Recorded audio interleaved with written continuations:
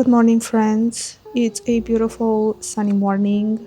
I'm actually back to basics. I finally have coffee at home again. I've been having matcha for a while now, but I realized that I cannot make that as a regular in my routine in the mornings. I need my coffee. I'm 100% coffee person.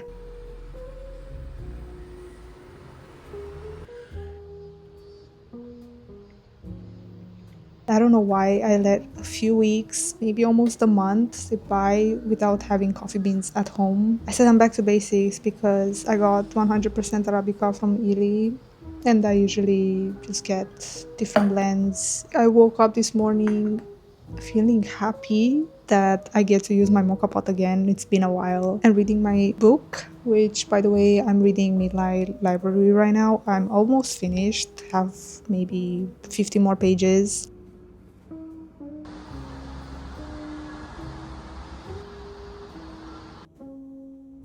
I thought it was going to rain this morning, but it's just hot. We're still boiling here in Korea. No sign of autumn yet. And I'm a very autumn person. It's my favorite season. There's literally nothing that makes me happier and in a more feel good mood than opening the window in the morning and feeling that crispy air. That and having coffee. These two things are my absolute favorite things in life.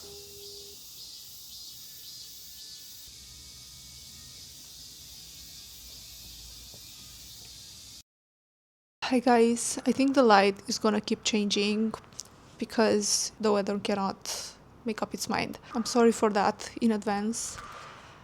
I just made some coffee and I'm having a cozy morning, getting ready to just paint my nails because they are a little bit of a mess. It's been a while since I've done them. So I just make them at home and yeah, there we go. That's dramatic.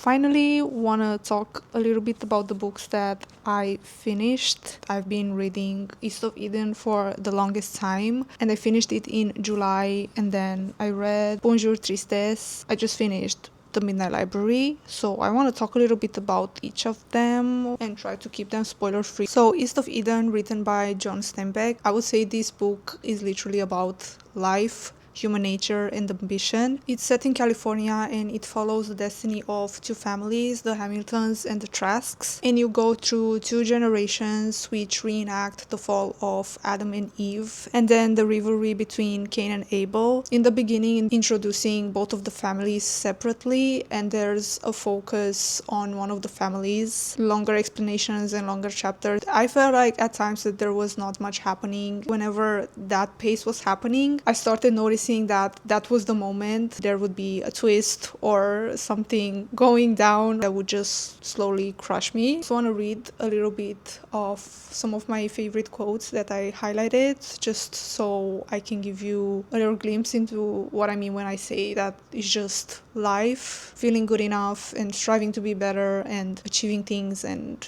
just human nature. He loved the celebration of the human soul. Such things were like a personal triumph to him. Is it responsibility or blame that bothers you?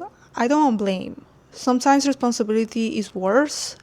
It doesn't carry any pleasant egotism. All great and precious things are lonely. When you're a child, you're in the center of everything. Everything happens for you. Other people, they are only ghosts furnished for you to talk to. But when you grow up, you take your place, your own size and shape.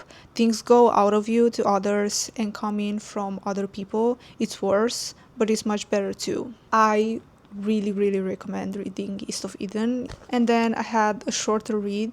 I read this in the beginning of August. I really wanted to read this one while summer was still on. It's literally just 100 pages. It takes place in south of France. It's about a young girl and her dad renting this beautiful house in south of France and they are spending the summer there. I think this book is just about the pleasures in life. I really loved how this book was written. I'll read for you a little bit because it's a really beautiful part. Next morning, I was woken by a warm, slanting ray of sunshine that flooded through my bed with light and brought to an end the strange, somewhat confused dreams that I had been wrestling with. Still half asleep, I tried to brush the impeccable heat away from my face. It was 10 o'clock. I went down to the terrace in my pajamas. So she paid no attention to me, so I settled down quietly on a step with a cup of coffee and an orange and its sweet juice spurting into my mouth. That was followed straight away by a gulp of scalding black coffee, and then again came the coolness of the fruit. So I need to try that, and it's just such a beautiful read. Everything is